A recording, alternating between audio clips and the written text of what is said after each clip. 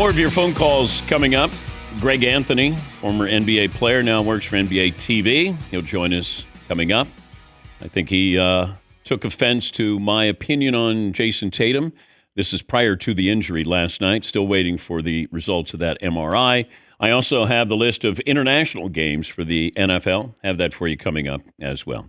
Christopher Mad Dog Russo, host of Mad Dog Unleashed on Sirius XM, Channel 82, host of ESPN's First Take, and Mad Dog Sports Radio Channel, and Mad Dog Unleashed, weekdays at 3 Eastern. Also, you can see him on First Take with Stephen A. Smith. Are you a conspiracy theorist when it comes to sports?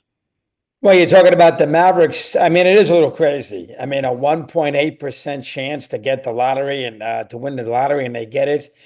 I understand they're so worried about tanking, but Danny, isn't there something wrong when Utah, Washington, and Charlotte can't win the freaking lottery or don't have a chance to get the top 3 picks?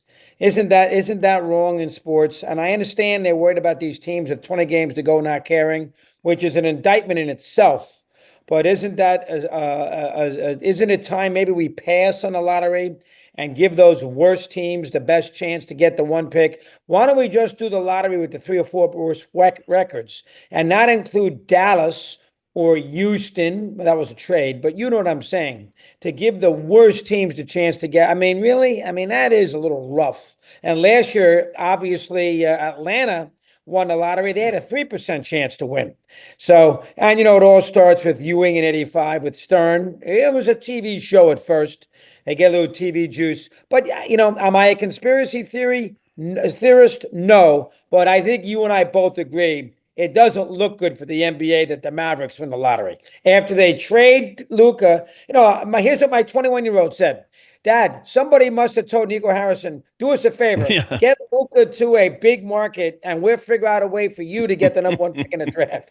I mean, that's what it leads to. Yeah, but you start to look at it and you go, okay, LeBron went to his hometown. Derrick Rose went to his hometown.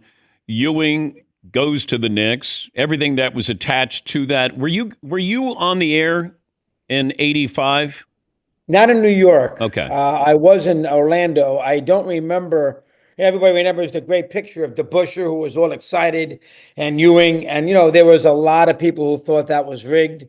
You and I, are good sports fans. We don't think it's rigged, but it doesn't look good.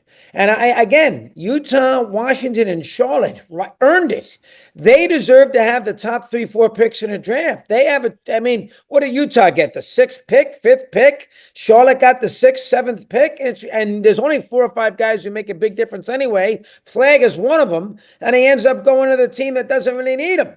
With Kyrie and with the front court and, of course, Anthony Davis. It looks bad for the NBA. And the idea that we got to make sure we put a lottery in so the San Antonio Spurs don't tank, which what they did to get Duncan, is really an indictment on the whole sport. Isn't the idea to try to go out there and win every game that you play? It's an indictment on the whole sport. How about instead of a Final Four, you have the bottom 4, and you have the bottom 4 teams play for the right to have the number 1 pick?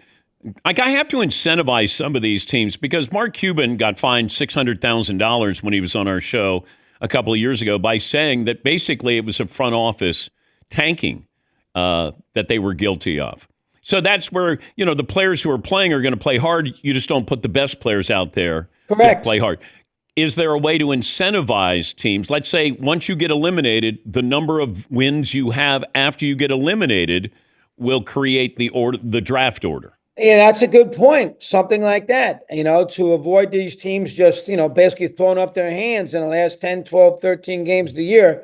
Yeah, you would think there's a element of it that they can do something, and it's a TV show. They like the drama. They like the cards up. It's a TV show. And the NBA should eliminate the idea that they're going to have a TV show to determine who goes out there and gets the number and gets the card flipped. I mean, it really is Dallas wins the lottery. San Antonio gets the 2nd pick. Really? Come on. Why don't we just give the Spurs 6 players, for crying out loud? It looks very bad for the NBA. I don't know. And I don't believe it is a conspiracy. I'm with you. but it looks, perception is awful. And if I got a 23-year-old who's a good NBA fan and a good sports fan, if he says that to me at 9 o'clock last night, that's a problem. That is a problem. Christopher Mad Dog Russo, host of Mad Dog Unleashed, and you can also see him on First Take, usually every Wednesday with Stephen A. Smith. I likened the spotlight to vitamin D. Some of it, getting out and getting sunshine. The spotlight is vitamin D to Jalen Brunson. He seems to he absorbs it. And, once again, when you're around him, you stand next to him, like you're going, that guy is going off for, this is his, 17th time he's had 30 or more points in a playoff game? He's done a tremendous shot. He kept a minute last night. He had that great third quarter with the 18 points. And I just heard you there a little while ago with Tatum. I mean, it's a horrific, probably a bad injury. I don't think they've announced anything yet. And we all hate to see it. He's a great player. But the Knicks are going to win that. I don't want to hear a Celtic fan say, well, we could have. No, the game was over. I mean, it was 113-104. When he got hurt. The Knicks won that game in the third quarter. They got offense, but Brunson has been incredible. You're 100% right. I mean, nobody saw this. I'll say one thing that's interesting. If you go back to that Dallas-Utah series when he was a Maverick, in the first half of it, about 4 or 5 years ago, he played, and Luka was out. Yeah. He played really well in that series. Obviously, Leon Rose saw it. And then with Luka, came back in the second half of the series, and they beat the Jazz in 6 games. But Brunson in the first half of that series did an incredible job. I've heard he's a great guy. I mean, it seems like he's even like the commercial he does. I like the way he handles it with DiVincenzo. I mean, listen, last night he was great. He gets to his spots. I am shocked. I thought after the Celtics won Game 3, they were going to figure out a way to get back and win this series. I'm not shocked about Cleveland. I thought Cleveland was a paper tiger. I thought they were a regular season team. I think Indiana's very underrated. That series isn't over yet, but I'm not shocked they're up 3-1. I think we're all shocked that the Knicks are up 3-1. And now they're going to obviously, he's not going to play, so they're going to figure out a way to win that series. And I said yesterday on my show there, Dan, I guess I was wrong. I thought there were 6 teams that had a chance to win a championship. It was wide open. I have not been that impressed with Oklahoma City. I am not that impressed with Denver. The Celtics have been vulnerable. And the 2 teams I said I don't think they can win a championship were the Warriors and the Knicks. Maybe I got it wrong. Maybe the Knicks will win the NBA title after all is said and done, because they got 4 guys yesterday who all scored, and they steamrolled. They threw these, to quote Lupica, they threw the Celtics on a flight of stairs in that third quarter yesterday. They killed them in that third quarter, and that's the quarter the Celtics usually win. So good for them. And Brunson is tremendous, as you said. He's not underrated anymore. He was underrated coming to the Knicks. I got roughed up by a couple of former NBA players on social media. I talked about Jason Tatum being a great player, but not a star. That there's only a couple of players, and I liken this to, Tom Cruise is not necessarily a great actor as much as he is a star. Yeah, I agree. Bradley Cooper is a star, and a great actor. And then I likened it to Trae Young. He's got star power. Luka has star power. Steph Curry has star power. There's only a couple of players. Like SGA has no star power. He's an unbelievable player. He's going to be the MVP. But he doesn't. People aren't going, hey, when's SGA playing? If Steph Curry's playing, younger kids love Trae Young. Luka's got star power, but I caught some flack. Greg Anthony was going to join us. He was like, how can you say that he's not a star? He's first team All-NBA 5 times, which is true. He is a great player. But having star power, you go out to see the Celtics. Yeah, you're not necessarily going to see him. And it came off as a slight. I didn't mean it that way. I was just letting people know there's only a couple of players that you go, I'm coming out to see you. And he wasn't on that short list. I don't even know if Joker's on that list, Chris, because... I don't think Kawhi Leonard is either. He's a great player. You think people are flocking to buy tickets? First off, he never plays, but you think people are flocking to... Giannis is a star. I mean, the way he plays... He would be on that list that you mentioned. I know where you're coming from, though. I can see your point. He's a great, great player. The ball sticks to him sometimes. The ball has a tendency to stick to him a little too much for me. But I generally understand where you're coming from. I think you are probably 100% right. I don't like Trae Young. To me, he keeps both teams in the game. His shot selection. I'm not a big Oh, fan of he's him. not a better player than Jason Tatum. No, I'm saying he's no. got star pack. I understand. Young kids love Trae Young. I agree. They do. No, Tune-in factor. but I think they overrate Trae Young because he does have star power. I don't think he's a great player. I think That's fair. got that little panache, which makes he shoots 40-footers. He's small, he's flashy. But I know where you're coming from. I think there is something where with Tatum, you watch the franchise more than you go watch the individual player. I don't know if people in Oklahoma City are buying tickets because Tatum's coming to town. They're buying tickets because the Celtics are coming to town. And that's probably what you meant. When Giannis comes to town, they're buying tickets. When Curry comes to town, they're buying the tickets. Jokic, I think he's probably got star power because he's so unorthodox. He's a but big. I don't know if guy. I can see that at the Y. I can see there's that guy at the Y where you go, damn, he scores, passes, rebound, does everything, and Luka's the best, or Jokic is the best player in the game. I'm just saying star power to come out and watch. Anthony Edwards has more star power than Joker does, in my opinion. Like I got to go see that guy, and so the one thing I would disagree with you on with that is Jokic is so unorthodox that he's so unique. Big lumbering guy, can handle the ball, shoots threes, great passer. There's an element of that. How is he doing this? And so you go to the games for that reason. But I do understand exactly what you're saying about Tatum. If you're getting grief, they shouldn't be giving you grief. It's a sports opinion, and I can understand that to where you're coming from. And again, back to Brunson. I mean, it's incredible. He gets to his spots. He's, you would never think. Little bit of a guy, I never thought who thought he was going to be this great coming out of college? I mean, a little bit like he's better, but a little bit like Fred VanVleet. I never thought he was going to be a good NBA player. No, he's not as good as Brunson, but you get the idea.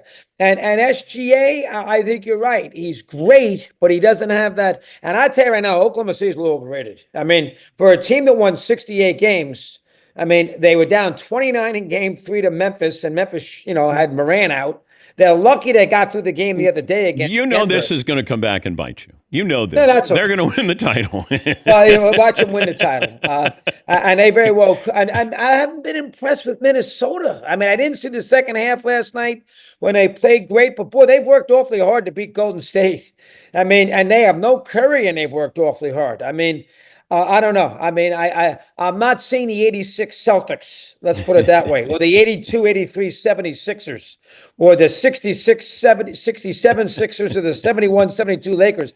I didn't see the 66, 70. You did. I didn't. The 66, 67 Sixers. But I did see the 71, 72 Lakers that were great, 68 and 13. I'm not seeing that kind of team right now so far in the NBA playoffs, myself. If you're NBC, how do you use Michael Jordan on your NBA package?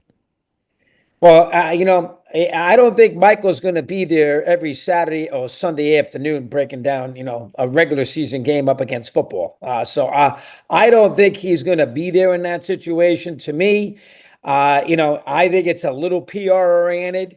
Because I got to see how much Jordan's going to work. And, Jordan's going to give up some of those golf things in NBA playoffs. Somebody says, Michael, let's go play in Dubai. He just says, no, I can't. I got Sacramento and Dallas in a playing game on NBC. He's not going to do that. So I got to see it to believe it. But, it's a good PR move for NBC. I mean, he won all those championships for the network. Who's not going to want to hear what Jordan has to say? But I believe those appearances will be short in stature and brief. I think it's more, until it's proven otherwise, I think it's more PR than anything else. I got to see him really want to do this. Yeah, I'm wondering, and we joked about this, that is it going to be Michael Jordan goes and lets some of these players interview him? That, coming up at halftime, Cooper Flagg interviews Michael Jordan. An audience with Michael Jordan where these players get to ask him questions. But other than that, unless they do what Kobe did with his details, when he would truly break down a game or a player, I could see that maybe with Mike doing something like that. But I thought Kobe was wonderful as an analyst, with his own series there.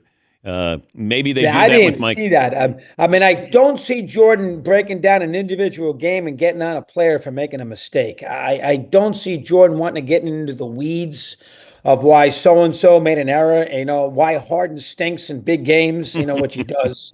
I don't know if Jordan's going to want to do that. To me, that's just NBC trying to get a little juice with their NBA deal. Let's announce that we've hired Jordan for quote unquote a special correspondent. They probably haven't even detailed what that might entail because they just said, Jordan, why don't you sign up and we'll figure it out later on, that kind of thing.